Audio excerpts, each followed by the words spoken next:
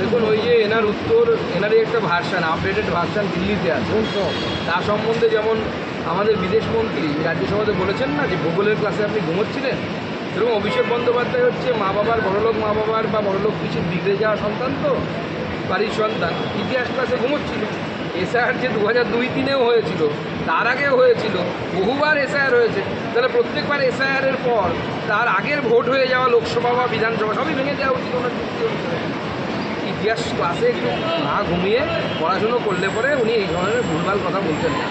এরা হচ্ছে ফোলানো ফাঁপানো নেতা, উইদাউট পিসি করে দেবে হিসি, এই টাইপের নেতা। পিসি ছাড়া এদের চলে না।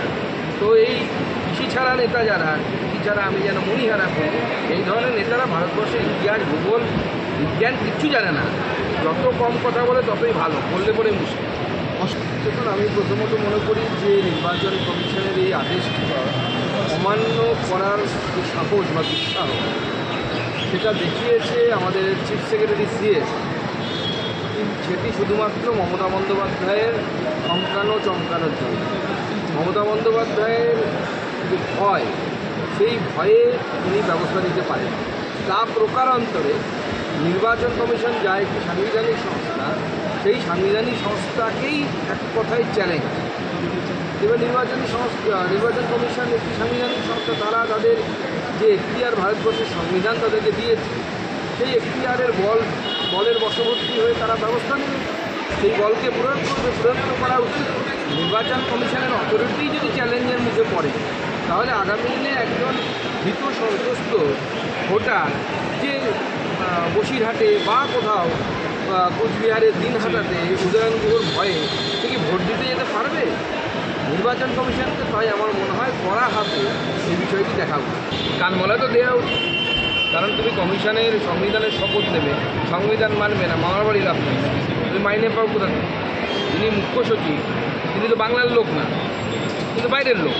প্রচুর এরকম অফিসার আইপিএস আইএস অফিসার আছে যারা বাইরের লোক, তারা এই রাজ্যে এসে আমাদের ট্যাক্সের টাকায় তাদের মাইনে। তা আমরা ট্যাক্সের টাকা তাদেরকে দিচ্ছি কেন? ভারতবর্ষের সংবিধান বলেছে বলে। ভারতবর্ষের সংবিধান বলেছে বলে তিনি স্যালুট পান, নীলবাতির গাড়ি পান, আবাসন পান, ছেলেমেয়ের পড়ানোর জন্য টাকা পয়সা পান, আরও অনেক সুযোগ সুবিধা পান। উপরে ওগো তো ছেড়েই দিলাম আমরা। মুখ্যমন্ত্রী ওনার বিবাহবার্ষিকীতে শাড়ি পাঠান, স্ত্রীকে অনেক কিছু পান, সেগুলো আমি বলছি না, ব্যক্তিগত ব্যাপার, পেতেই পারে। কিন্তু প্রশ্ন হচ্ছে এই সব কিছুই পান হচ্ছে সংবিধানের জন্য। আর তুমি সংবিধান মানবে না, এটা হতে পারে না। তার ব্যবস্থা বানাতে হবে।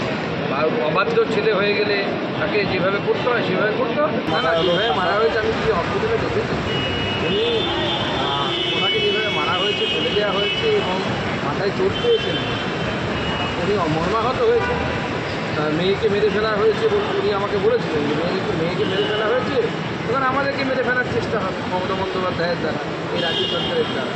স্বাভাবিকভাবে আমরা চাইব তার সুরক্ষা আরও বেশি করে রাজ্য সরকার দেখুক, এবং এই পরিবারের যদি কিছু হয় তার দায় কিন্তু মুখ্যমন্ত্রীকে নিতে হবে, মুখ্যমন্ত্রীকে তার ফল কিন্তু বুঝতে হবে। অশোক অভিযান হয়েছিল, সেখানে লাঠির আঘাতে অভয়ার মার লেগেছিল। এখন অভয়ার বাবা তিনি এই থানা ওই থানা ঘুরে বেড়াচ্ছেন এবং তাকে ঘোরানো হচ্ছে। একবার বলা হচ্ছে এটা শেক্সপিয়ার সরণি থানা, একবার বলা হচ্ছে নিউ মার্কেট থানা। উনি একটা অভিযোগ দায়ের করতে চাইছেন যে স্ত্রীকে নয় মারা হয়েছে এবং যে অফিসাররা করেছে বা যে কর্মীরা পুলিশ কর্মীরা করেছে তাদের বিরুদ্ধে যেন ব্যবস্থা হয়। দেখুন, আমার যেটা মনে হচ্ছে যে পুরোটাই তাকে হয়রানি করার জন্য করা হচ্ছে, এবং এটা ভারতীয় যে ন্যায় সংহিতা, সেই ন্যায় সংহিতার অবমাননা। কারণ ভারতীয় ন্যায় সংহিতা বলছে আপনি যে কোনো থানায় এফআইআর করতে পারেন, যে কোনো থানায় এফআইআর করা যায়। স্বাভাবিকভাবে যে জায়গায় ঘটনা ঘটেছে সেই লোকালিটিতে কি এফআইআর করতে হবে এরকম কোনো বিষয় কিন্তু নেই। জিরো এফআইআর করা যায় যে কোনো জায়গাতে, যেমনকি আপনি মেলের মাধ্যমে এফআইআর করতে পারেন। নির্দিষ্টভাবে বলেছে যে এরা কীভাবে কারচুপি করেছে, অস্তিত্বহীন ভোটার যারা তাদের নাম ঢোকানো হয়েছে, প্রত্যক্ষ এদের যোগাযোগ পাওয়া গেছে। আর সেখানে মুখ্যমন্ত্রী বলে দিচ্ছেন যে না, এদের বিরুদ্ধে কোনো ব্যবস্থা নেওয়া হবে না, এদের ট্র্যাক রেকর্ড খুব ভালো, এদের বিরুদ্ধে ব্যবস্থা নিলে নাকি বাকি কর্মীদের মনোবল ভেঙে যাবে। সেটা করা যায়? পশ্চিমবঙ্গের মুখ্যমন্ত্রী একমাত্র পারে যে চোরেদের সমর্থনে সমস্ত কিছু করবে। যারা এই কাজ করেছে, ভোটার লিস্টে কারচুপি করেছে, তারাও তো এক ধরনের চোর।